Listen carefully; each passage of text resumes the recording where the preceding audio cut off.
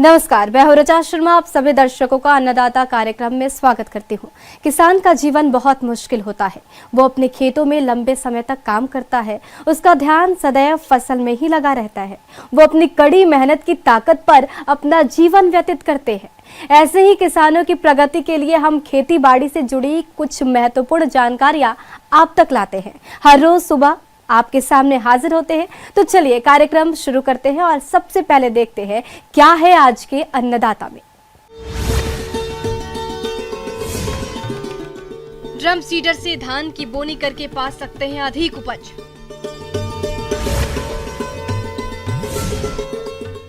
पपीते बागवानी से किसान कमा सकते हैं अच्छी आमदनी।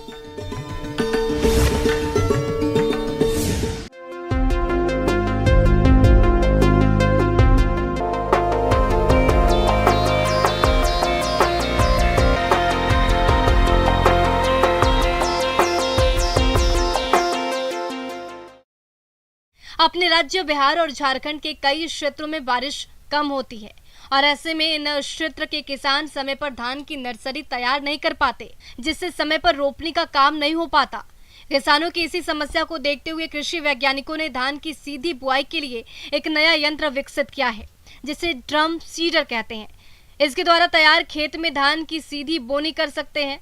और इस यंत्र को किसान कैसे प्रयोग में ला सकते हैं और इसके प्रयोग से किसानों को कौन कौन से लाभ होंगे, इसके बारे में जानकारी दे रहे हैं बिरसा कृषि विश्वविद्यालय रांची के कृषि इंजीनियर डॉक्टर उत्तम कुमार।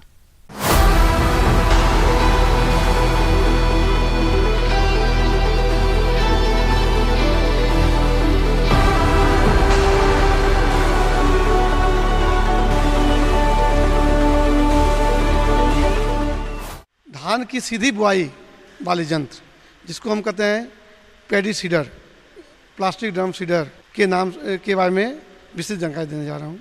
किसान भाइयों, आप लोग देखते होंगे कि जो हमारा झारखंड क्षेत्र है, इसमें या पूरे भारत प्रदेश में वर्षा की कोई या कभी भी किसी समय हो सकता है, कभी भी रेनफेल हो सकता है।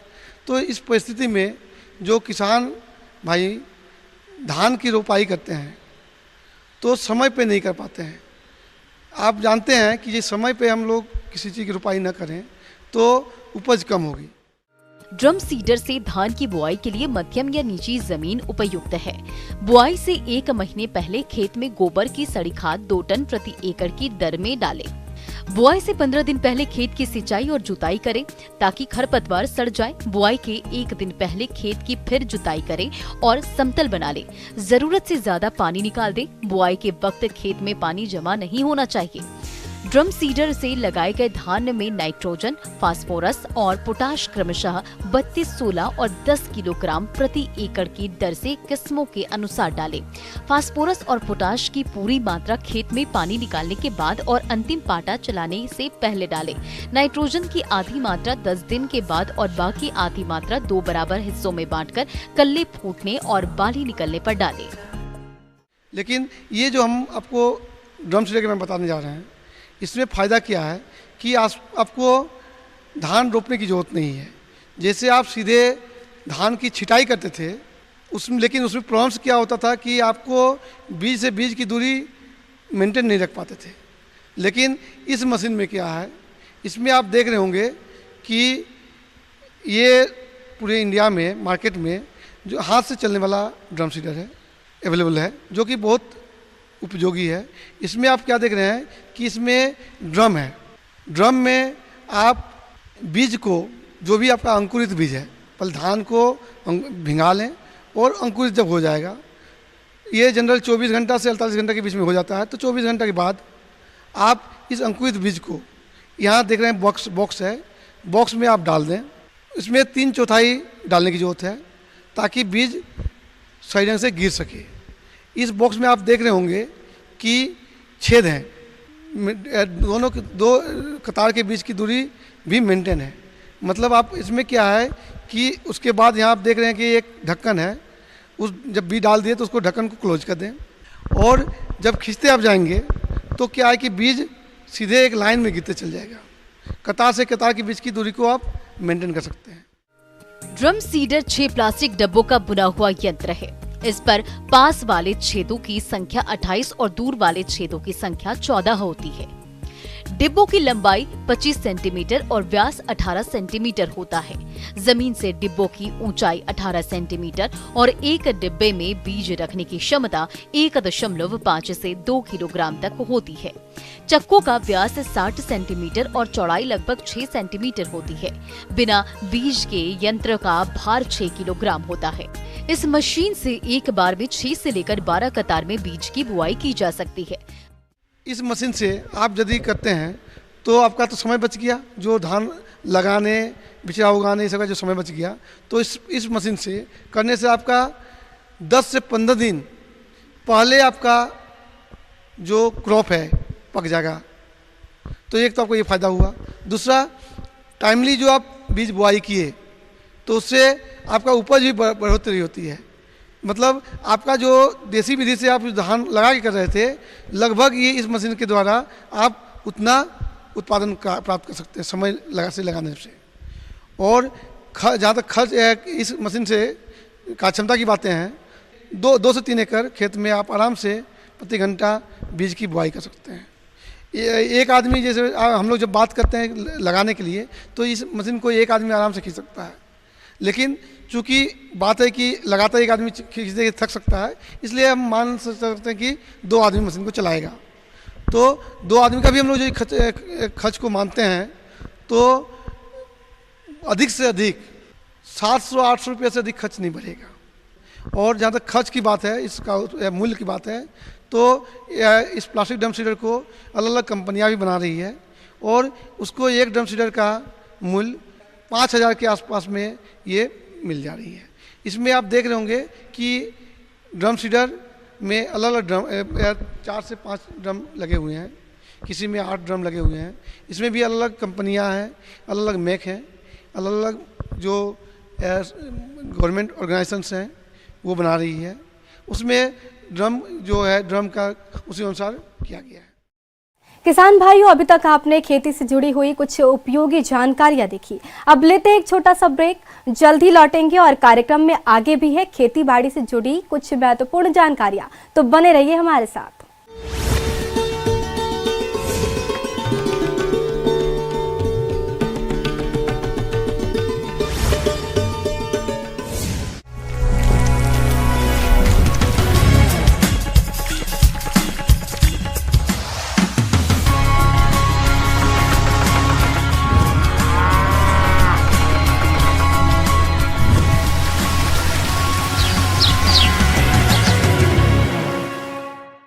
ब्रेक के बाद आप सभी दर्शकों का अन्नदाता में स्वागत है। चलिए अब रुक करते हैं अगली कड़ी की ओर।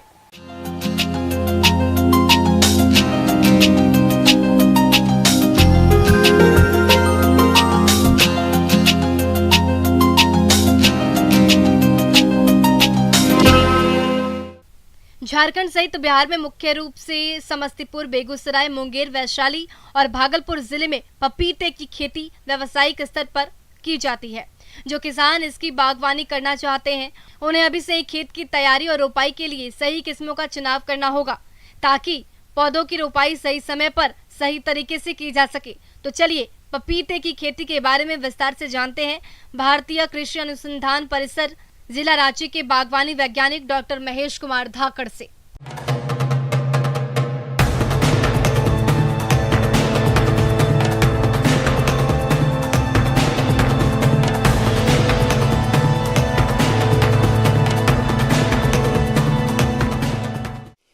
जैसा कि आप लोग सब जानते हैं कि पपीता आजकल बाज़ारों में और आसपास के इलाकों में हाट में बहुत अधिक मात्रा में बिकना शुरू हुआ है। इसके साथ साथ किसानों का रुझान भी इस ओर बढ़ता जा रहा है, क्योंकि इसके दाम जो है मार्केट में बहुत अच्छे मिल जाते हैं। पपीता वाकई इस कुदरत की अनोखी देन है। पपीता कई औषधियों गुणों से भरपूर होता है, साथ ही सेहत के लिए भी बहुत लाभदायक होता है। पपीते की सबसे बड़ी खासियत ये है कि ये बहुत कम समय में फल दे देता है।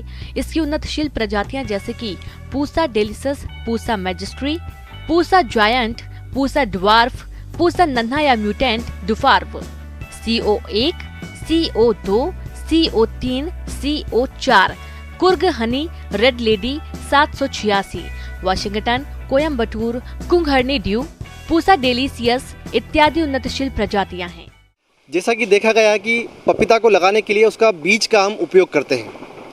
जो किस्म का, चाहे वो लोकल हो या हाइब्रिड हो, जो बीज है वो आपका उसी साल का बीज होना चाहिए। पुराना बीज का इस्तेमाल करेंगे तो उसमें आपका अंकुरण बिल्कुल नहीं होगा। तो किसान भाइयों से अनुरोध करूंगा कि जहाँ तक हो सके वो एक स्वस्थ बीज का और एक ताज़ा बीज का इस्तेमाल करेंगे तो उनका जो अंकुरण है वो बहुत अच्छी तरह से हो पाएगा। इसी के साथ में वो बीज को आप लगाने से पहले एक दिन के लिए पानी में भिगो के रात भर रख देंगे तो उसका अंकुरण बहुत ही अच्छी तरह से हो पाएगा।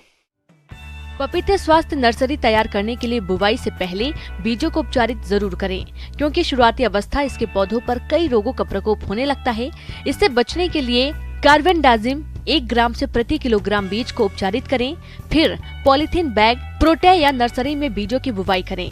अगर आप नर्सरी में इसकी बुवाई कर रहे हैं तो बीजों की लाइन में बुवाई करें, इससे बीजों का अंकुरण अच्छा होता है। इस प्रकार आप रात को बीज को भिगोएंगे और उसके बाद आप उसको सुबह आप या तो आप पॉलीथीन में लगा सकते हैं, या आजकल जो आप देख रहे हैं पोर्ट्रे, पपीता का पोर्ट्रे मार्केट में आना शुरू हो गया है, उसमें भी आप बीज को लगा सकते हैं। पोर्ट्रे में लगाने का फ़ायदा ये होगा कि उसको आपको कम मेहनत में आसानी से भर पाएंगे, जो भी मिट्टी और खाद उसके अंदर डालना है, और उसको आसानी से आप एक जगह से दूसरी जगह तक ले जा सकते हैं। उसी के साथ ये कम जगह भी घेरता है और इससे आसानी से इसके अंदर पौधे उगाए जा सकते हैं। तो पोर्ट्रे या पॉलीथीन में आप किसी का भी चयन कर सकते हैं। उसमें लगाने के लिए आपको जो उसमें मीडिया, मिट्टी का जो इस्तेमाल करना है, उसमें आपको क्या क्या इस्तेमाल करना होगा उसके बारे में थोड़ा सा आप जानकारी लीजिए। उसके अंदर आपको मिट्टी, केचुआ या गोबर की खाद और कोकोपीट, तीनों को बराबर मात्रा में मिलाकर पोर्ट्रे या आपको पॉलीथीन में भर लेना है। भरने के बाद उसमें आपको बीज उसके अंदर लगाना है। बीज अधिक गहराई में ना लगाएं, उसको आप 1 से 2 सेंटीमीटर गहराई में ही बीज को लगाना चाहिए। अगर आप लोकल पपीता का इस्तेमाल कर रहे हैं तो एक बात ध्यान रखें, आप प्रत्येक पॉलीथीन या प्रत्येक पोर्ट्रे के एक छिद्र में लगभग 2 से 3 बीजा डालें, क्योंकि उसमें नर और मादा अलग अलग निकलते हैं। तो हम चाहते हैं कि एक पॉलीथीन में आप 3 से 4 बीजा लगाएंगे, उसको एक गड्ढे में लगाएंगे तो उसमें से आपको एक मादा पौधा निकलने की संभावना ज़्यादा रहेगी। इसलिए कम से कम लोकल पपीता का अगर आप लगाना चाह रहे हैं तो उसमें आप प्रति पॉलीथीन या प्रति पोर्ट्रे का एक जो छिद्र है उसके अंदर लगभग 2 या 3 या 4 तक बीज आप डाल सकते हैं, ताकि आपको ट्रांसप्लांट करने के बाद में आपके ज़्यादा से ज़्यादा मादा पौधे आपको मिल सकें। 1 हेक्टेयर क्षेत्र की पौध तैयार करने के लिए लगभग 100 वर्ग मीटर का स्थान का चुनाव करें। उसके बाद 5 मीटर लंबी और 1 मीटर चौड़ी क्यारियों को बना लेना चाहिए और क्यारियों की ऊंचाई जमीन से लगभग 15 से 20 सेंटीमीटर रखनी चाहिए। इन क्यारियों में बीज बोने से पहले क्यारियों से कंकड़, पत्थर, खरपतवार आदि अशुद्धियों को हटा देना चाहिए, ताकि क्यारियों को 25% फॉर्मेल्डिहाइड से उपचारित करना चाहिए। इसके बाद अच्छी सड़ी हुई गोबर की खाद, रेत तथा मिट्टी को बराबर मात्रा में मिलाकर मिश्रण तैयार कर अच्छी तरह मिट्टी में मिलाने के बाद क्यारियों को बनाना चाहिए। तैयार क्यारियों में बीज को 10 से 15 सेंटीमीटर की दूरी पर तथा 1 से 2 सेंटीमीटर की गहराई पर बोना चाहिए। लगाने के बाद आप निरंतर रूप से उसका सिंचाई करते रहिए। जहाँ तक देखा गया है पपीता का अंकुरण लगभग 15 से 20 दिन के अंदर हो जाता है, और उसके बाद जब उसमें 4 पत्तियां की स्टेज हो जाती है, 4 पत्ती जब बड़ी हो जाती है, उस अवस्था में उसको हम फील्ड में ट्रांसप्लांट कर सकते हैं। कई बार देखा गया कि किसान भाई बहुत ही ज़्यादा मात्रा में पानी पौधे को पिला देते हैं नर्सरी के अंदर, और उसका पौधा पीला होकर सड़ जाता है। तो बहुत अधिक पानी और बहुत कम पानी, दोनों ही अवस्था पपीता के लिए नुकसानदायक है। इसलिए एक निश्चित मात्रा में और एक फव्वारे के द्वारा उसको पानी पिलाएं, ताकि पौधे को कोई नुकसान भी ना हो। और इसके बाद में अगर आपको कोई लक्षण दिखते हैं, आपको कोई बीमारी लगती है, तो उसका उसी समय उसका निदान कीजिए या उस पोर्ट्रे को वहाँ से हटा दीजिए, ताकि वो इन्फेक्शन बाकी पौधों में ना पहुँचे। और इसी के साथ में आपको जो छोटी मोटी सावधानी रखनी है, टाइम से आपको उसका खरपतवार निकालना है, निरंतर पानी देना है, और हो सके तो बीच में एक स्प्रे फंजीसाइड का आप बाविस्टिन का कर देंगे तो कोई भी आपका फंगस बीमारी उसमें नहीं आ पाएगा। इस प्रकार आप खुद का पपीता का नर्सरी का व्यवसाय भी शुरू कर सकते हैं। आप अपना पौधा बेच भी सकते हैं और अपने फील्ड में लगा भी सकते हैं। आगे और भी है खेती बाड़ी से जुड़ी बहुत सी रोचक जानकारियां, पर यहाँ पर रुकेंगे एक और ब्रेक के लिए। जल्द हाजिर होते हैं।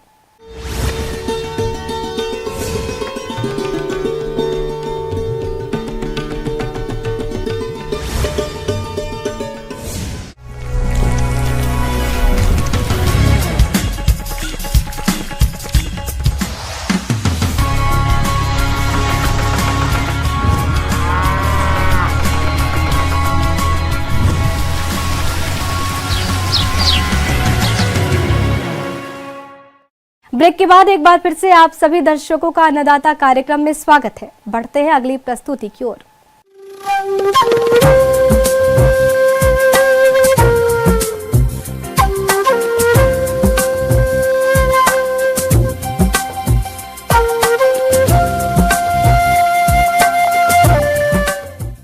मौसम के अनुसार प्रबंधनों पर ही टिकी है आपकी खेतीबाड़ी, इसलिए मौसम पूर्वानुमान और उस पर आधारित साप्ताहिक कृषि सलाह इस प्रकार है।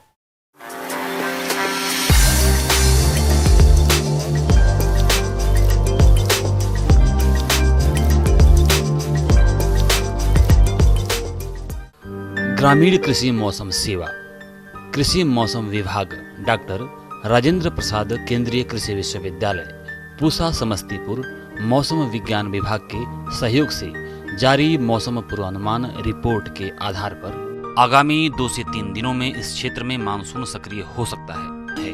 वर्षा कहीं कहीं हल्की से मध्यम भी हो सकती है। ऐसे में इन क्षेत्रों के किसान भाइयों को सलाह दी जाती है कि वर्तमान मौसम धान की सीधी बुआई के लिए उचित है। इसके लिए धान की राजेंद्र नीलम किस्म अनुशंसित है। किसान भाई धान की इन किस्मों का चयन कर ऊंचास जमीन में बुआई करें। जिन किसान भाइयों के पास सिंचाई की सुविधा पर्याप्त हो और लंबी अवधि वाले धान लगाना चाहते हैं, वे राजश्री, राजेंद्र मंसूरी, स्वर्णा एवं VPT 5204 आदि किस्में जल्द से जल्द बीज स्थली में गिराने का प्रयास करें। जितने क्षेत्र में धान का रोपा करना हो उसके 10वें हिस्से में बीज गिराएं। बीज को गिराने से पहले 1.5 ग्राम कार्बेंडाजिम से प्रति किलोग्राम बीज को उपचारित अवश्य कर लें। जो किसान भाई अभी तक हल्दी और अदरक की बुआई नहीं किए हैं, वे अति शीघ्र बुआई संपन्न कर लें। हल्दी की राजेंद्र सोनिया, राजेंद्र सोनाली किस्में और अदरक की मरान और नदिया किस्म उत्तर बिहार के लिए अनुशंसित है। मध्यम अवधि की धान की किस्मों को बीज स्थली में गिराने का काम करें। इसके लिए संतोष, सीता, सरोज, राजश्री, प्रभात, राजेंद्र सुवासिनी, राजेंद्र भगवती, कागिनी, सुगंधा किस्म अनुशंसित है। गन्ना की फसल में इस समय गलित शिखा रोग के प्रकोप की संभावना है। इस रोग से आक्रांत पौधे के शीर्ष भाग की पत्तियां घुमावदार हो जाती हैं। गन्ना फसल पर इस रोग का लक्षण दिखाई देने पर कार्बेंडाजिम की 2 ग्राम मात्रा प्रति लीटर पानी के हिसाब से घोल बनाकर छिड़काव करें। 3 बार छिड़काव करने से रोग वृद्धि में कमी होती है। लीची तोड़ने के बाद लीची के बगीचों की जुताई कर खाद एवं उर्वरकों का प्रयोग करें। प्रति पेड़ 60 से 80 किलोग्राम कंपोस्ट अथवा गोबर की सड़ी खाद, 2.5 kilogram urea, 1.5 kilogram single super phosphate, 1.3 kilogram muriate of potash और 50 ग्राम सुहागा के मिश्रण को समरूप बिछाकर मिट्टी में मिला दें। खरीफ प्याज की नर्सरी में बुआई करें। नर्सरी में जल निकास की उचित व्यवस्था रखें। N53, Agrifound dark red, Arka Kalyan, Baswant 780 kharif प्याज के लिए अनुशंसित किस्में हैं। बरसाती सब्जियों जैसे भिंडी, लौकी, नेनुआ, करेला, खीरा की बुआई करें। इस मौसम में मिर्च के खेत में विषाणु रोग का प्रकोप अधिक देखने को मिलता है। इससे बचाव के लिए ग्रसित पौधों को उखाड़कर जमीन में गाड़ दें और इमिडाक्लोप्रिड की 1 मिलीलीटर मात्रा प्रति 3 लीटर पानी के हिसाब से घोल बनाकर छिड़काव करें। मूंग, उड़द की तैयार फलियों की तुड़ाई कर लें और हरी खाद के लिए उसके पौधों को मिट्टी में पलटने वाले हल से जमीन में मिला दें।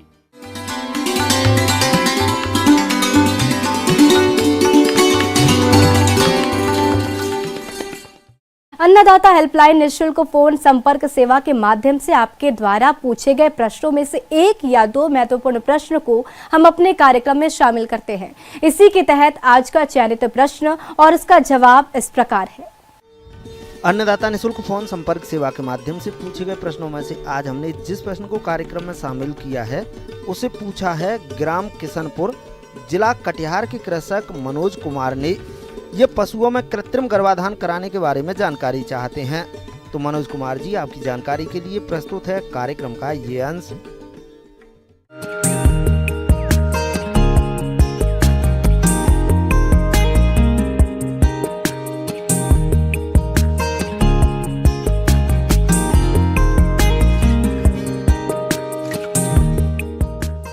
कृत्रिम गर्भाधान जैसा कि नाम से ही स्पष्ट है कि ये प्राकृतिक रूप से नहीं होता है। गायों को उनके हीट का जो साइकिल है 21 दिन पे गाय हीट में आती है और उस समय हमारे जो कृत्रिम गर्भाधान कर्मी हैं वो उनको गर्भाधान कराते हैं, उनमें सीमेन रखते हैं कृत्रिम रूप से।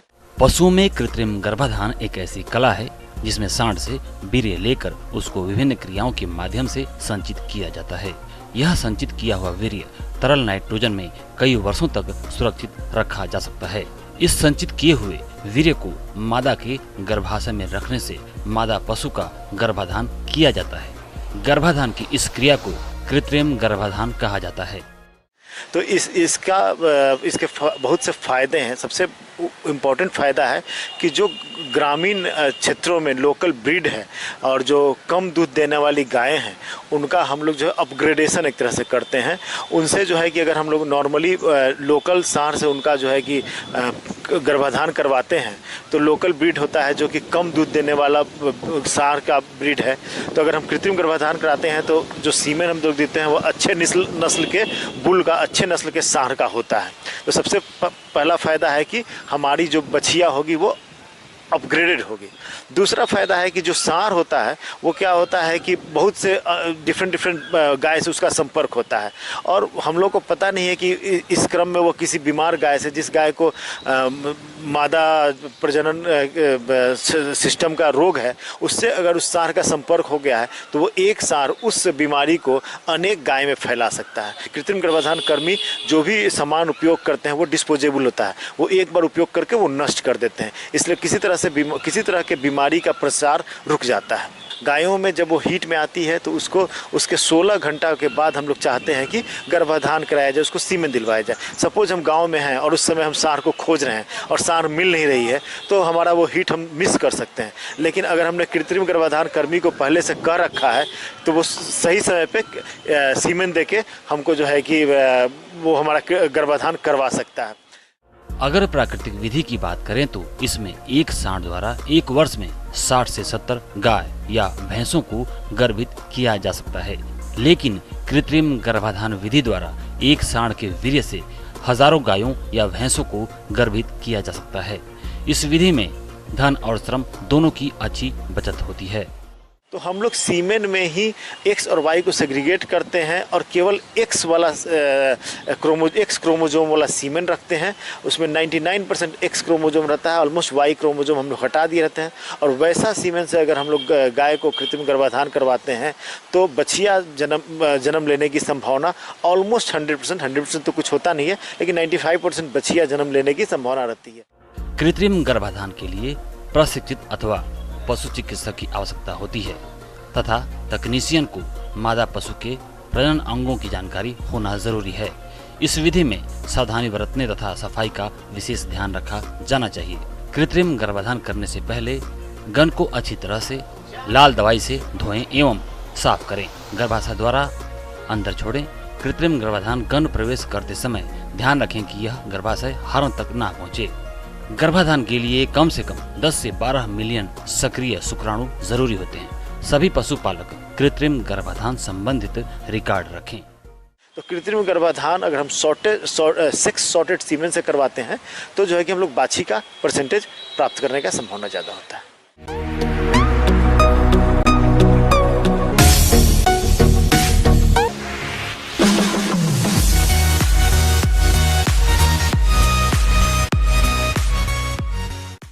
आइए अब एक नजर डालते हैं राज्य के कुछ चुनी हुई मंडियों के प्रमुख फसलों के बाजार भाव पर।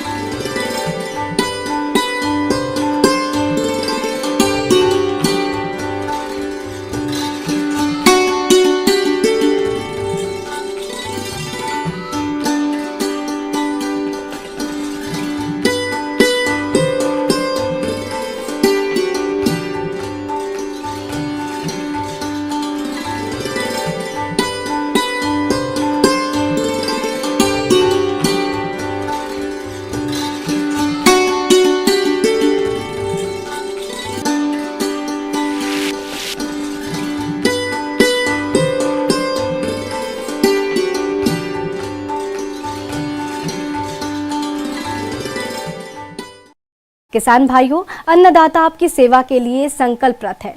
कृषि संबंधित समस्या और सुझावों के लिए आप हमें इस पते पर संपर्क भी कर सकते हैं। प्रोड्यूसर अन्नदाता news 18 Bihar Jharkhand, Ramoji film city, Hyderabad 501512। साथ ही आप हमें ईमेल कर सकते हैं। हमारा ईमेल है p18annadatabihar@nw18.com।